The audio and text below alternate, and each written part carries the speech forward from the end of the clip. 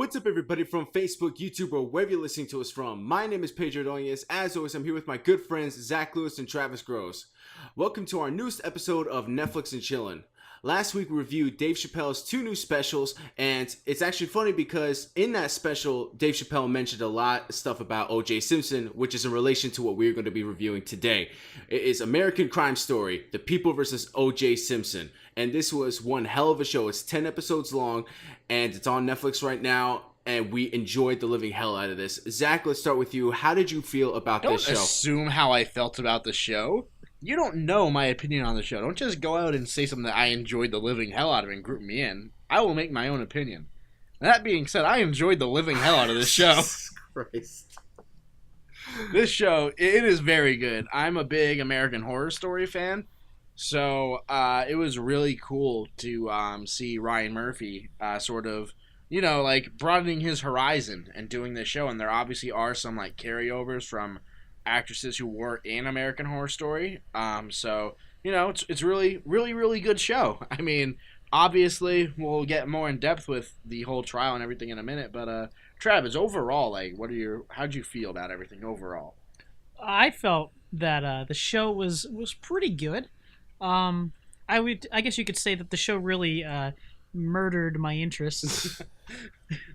It was a stabbing good time. So on a scale of like 1 to 10, I'll get in the review later. Yeah, we'll get into our ratings later, of course. But I really think that Ryan Murphy just slayed it. To be honest with you, he did a great job on this one. For once.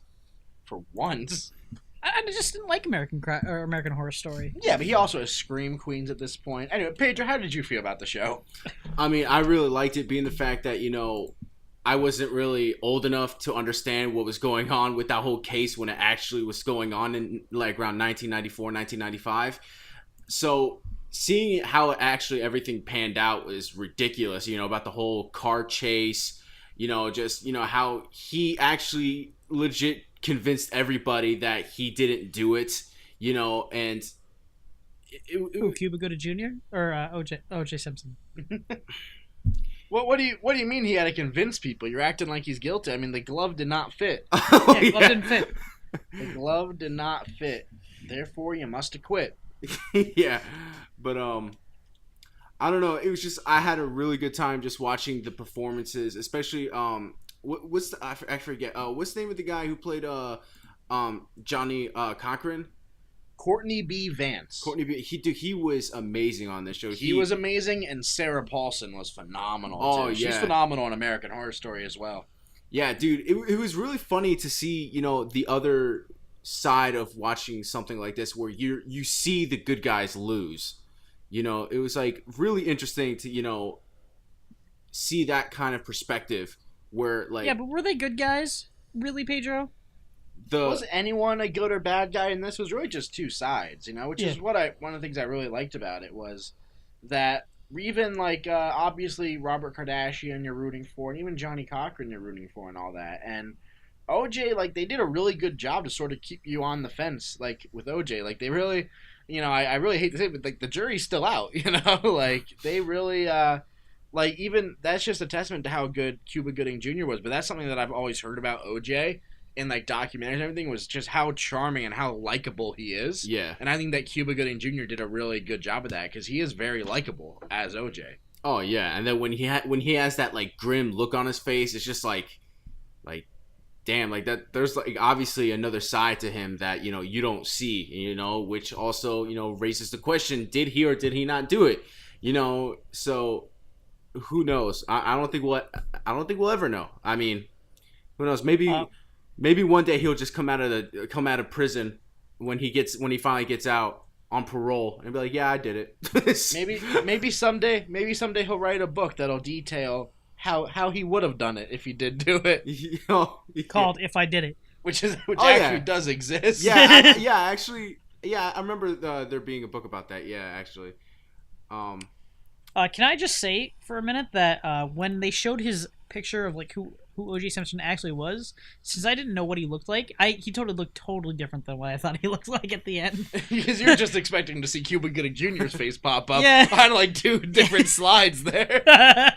You were expecting Cuba Gooding Jr. on the left and the right. And you're like, wait, that guy? No, that's OJ. Oh man. Yeah, but actually speaking about that, how about how much they got? Like every single when they showed the pictures side by side comparisons at the end, Yeah, most of everyone them were- looked exactly like most the of them real people. Awesome.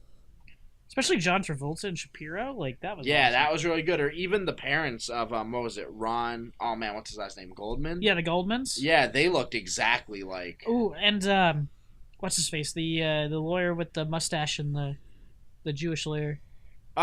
Johnny Cochran.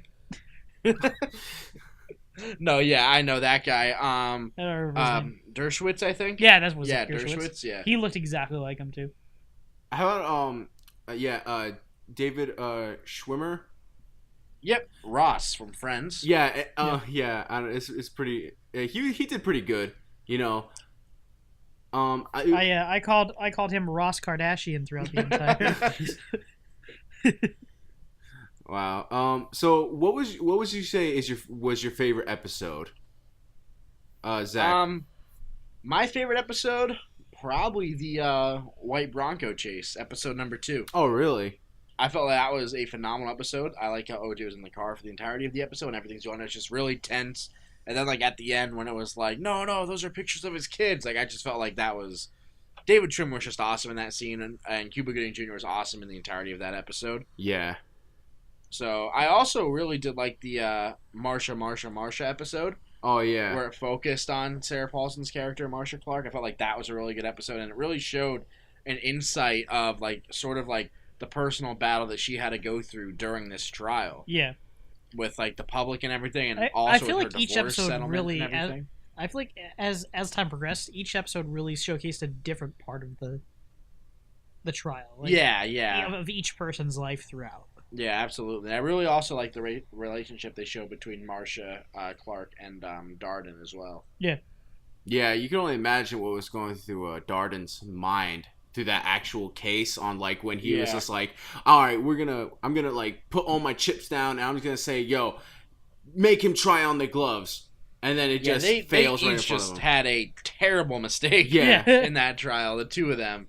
So, I mean, you know, we can talk about the whole actual trial for hours, but just for everything we see in the show, it's just a damn good show. It was very well made, very dramatic, and a lot of the shots are just straight out of American Horror Story. Yeah. But also what I really like about the show is they showcase that the trial, whether you agree with the outcome or not, the trial did showcase a lot of issues with race, and it really put that into the limelight, which you even see at the end when Johnny Cochran is like, this was the real victory here. Yeah.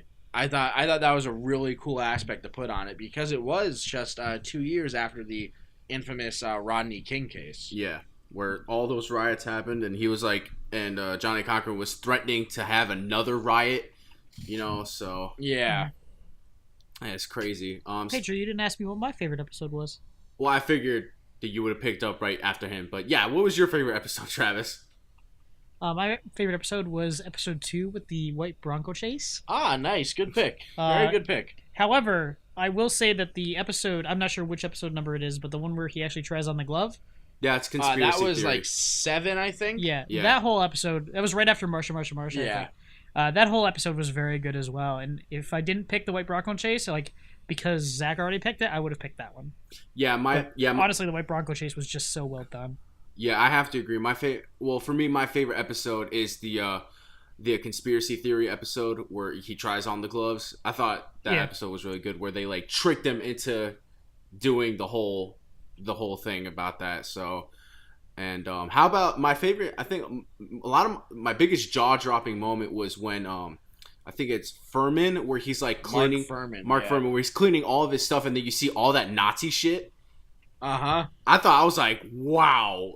Yeah, and he did sort of tip that off early in that episode when he said he collects World War II memorabilia, mainly medals and stuff. Yeah. And then you obviously see the whole Nazi thing there. And then later on, when they use the N-word like 100 times. Oh my goodness. Yeah. when he's like talking to the reporter or whatever. Yeah, that was just wow. He was the real villain. Like if there was Yeah. anyone that was a villain, he was the villain. Yeah. Yeah, absolutely. Like that's just. And how that's about how some of he the lied stuff. on the stand? Yeah, he lied on the stand, and then afterwards they're asking him. I would like to exercise my Fifth Amendment right. Yeah, he's going straight That's to hell. insane. Yeah, he was not a good dude. That is for sure. Yeah. Yeah. But yeah, just wow, just the whole show is really good. Was there anything else you really want to talk about with it? Just one real quick. No, I thought there was so many times where I thought John Travolta's character was just going to get fired as his lawyer, one of his lawyers. Yeah, Shapiro. Yeah. Yeah. Yeah. Can we talk about how good John Travolta was though? Like usually when John Travolta acts, Yeah, usually it's just John Travolta. yeah, but he really, really did. Like he a good transformed job. into that role really well. The only really time that I noticed that it was John Travolta, I don't want to say noticed, I knew it was him the entire time. Yeah. But the only time that John Travolta personality shined through was when Dershowitz was on, or I think it was Lee was on the TV talking. Yeah. And he's like, yeah, but that's neither here or there. And he's like, well, don't say it then, dickhead. I'm like, all right, that's John Travolta. Oh my god, yeah, definitely. All right, so you guys want to get into your ratings? Yeah, sure. We'll start with Travis. Okay. Well, since we're starting with me, I would have to out of a 10-point scale, correct? Yes, 10-point scale. Out of a 10-point scale, I give the O.J. Simpson, The People versus O.J. Simpson, American Crime Story, 9 stab wounds out of 10. 9 stab wounds out of 10. Okay. Zach, how many stab wounds do you give this show? I'm actually not going to give it any stab wounds. I'm going to give it 9 pieces of concrete evidence held against the show. So 9. I'm gonna give it 9 ill-fitting gloves. 9 ill-fitting gloves. Oh my god. Okay. For me, I'm going to give it a 9.2 out of 10 stab wounds. So, thank you. Yeah. All right. So, rounding it out for our Netflix rating, it's going to come out to 9.1 out of 10. So, yeah, really good show, guys, and I hope you enjoyed it. And yeah, I do just want to mention quick that really the main detractors for me that really lowered my score to a 9 was there were a couple things that took me out of it, like how every once in a while there would just be like a random Kardashian commercial in the middle of it. Yeah. When like really the plot would stop and you would go to the Kardashians, just be like Kardashian. I'm like, all right, that's like really a little bit much. And then when Robert Kardashian just straight up like, in this family, good deeds are worth more than fame and fortune. It's like, all right, how on the nose are you gonna be? Oh my god. Man, they just called out the Kardashians big And I time really with felt that. like the point with Faye was kind of pointless because they had her writing this book about all these stories. Then they're like, all right, we're going to review this and see if we can still do this case right now. All right, we reviewed it. We're still going to do the case. And it never came up again. I'm just like, oh, all right. So they really just wanted to have Connie Britton because she was in American Horror Story Season 1. Yeah. So, but, outside of that, it's a very good show. Very good watch. I was actually surprised to see Jordana Brewster on this show. I was not expecting that. Who is she again? She plays Mia in Fast and Furious. Oh, yeah. Yeah, I was not expecting her to be on the Pedro show. But that was interesting. So yeah. Cool stuff, Pedro.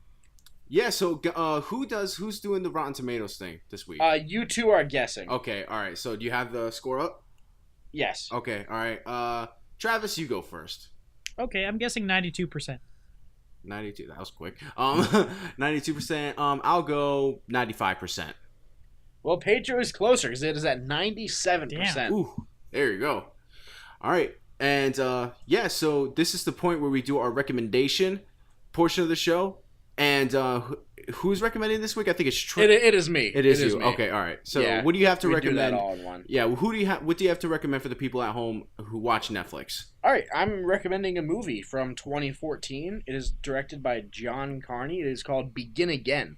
It has it stars Mark Ruffalo, Keira Knightley, and Adam Levine. Actually, it is a very music-centric movie about I'll just read the synopsis here quick. It says, when a down-on-his-luck musician-producer discovers a promising singer-songwriter in a bar, he resolves to launch her career and save his own. So it's really cool because Mark Ruffalo is this music producer, and Keira Knightley is this girl who was dating this big movie star and helping, or not a music star, who was Adam Levine, and then they split, and then so she's just sort of performing at bars, and he discovers her. Then he's like, "Hey, let's do this album, but let's do it all like in regular like city environments, like outdoors and all of that." So they end up doing a whole album that way. It's a really, really good, like, feel-good movie, and there's a lot of awesome music in it. So definitely check it out. All right, that sounds really interesting. So yeah, guys, check that out if you are on Netflix. And yeah, so now we are going to get into the portion of the show where we're going to be telling you what we are going to be reviewing for next week's episode of Netflix and Chillin'. And I kind of wanted to avoid doing this one because it's just trying to watch a whole season in the course of like less than a week can get sometimes a little staggering, but I feel like we do need to talk about the show only because it's really in the limelight of a lot of people's, social media. And, watching this show, I feel like we can definitely bring up a lot of interesting topics to talk about after, once we start reviewing it. And that is going to be the show 13 Reasons. That's correct, right? 13 Reasons, that's the name? Yep, 13 Reasons Why. Okay, 13 Reasons Why. It's about a girl who commits suicide, and it's 13 episodes long, and she has 13, she gives out 13 reasons why she killed herself. Yeah, I have the synopsis pulled up right here. It says, after a teenage girl's perplexing suicide, a classmate receives a series of tapes that unravel the mystery of her tragic choice. Yeah, so... I was told to read this book by some friends. Yeah, and it also stars the kid that from Don't Breathe that was also in Goosebumps that we reviewed also earlier this year. Oh, that kid. Yeah, so yeah, that should be interesting to watch. So yeah, that's what we're going to be reviewing next week. So yeah, guys, I really hope you enjoyed this newest episode of Netflix and Chillin'. I really hope you guys are intrigued to see what we're going to be coming out in the next, few months or so with our new channel that we have right now going on with P&Z Movies. And also check out our other channel, P&Z Gaming, for all video game related stuff. And also check out our other weekly show called Real Talk, where we talk nothing but movies with trailers, news, and a lot of Rotten Tomatoes. So check that out also on this channel. And guys, I'm always here with my good friends Zach Lewis and Travis Gross. Hopefully next time they don't piss me off. And yeah, guys, we did nothing of the sort. First he says we're his shitty friends. Now he says we're his good friends again. It's just... and we didn't even piss him off. We didn't even do anything. We didn't do anything. He just cannot get his audio working. Yeah.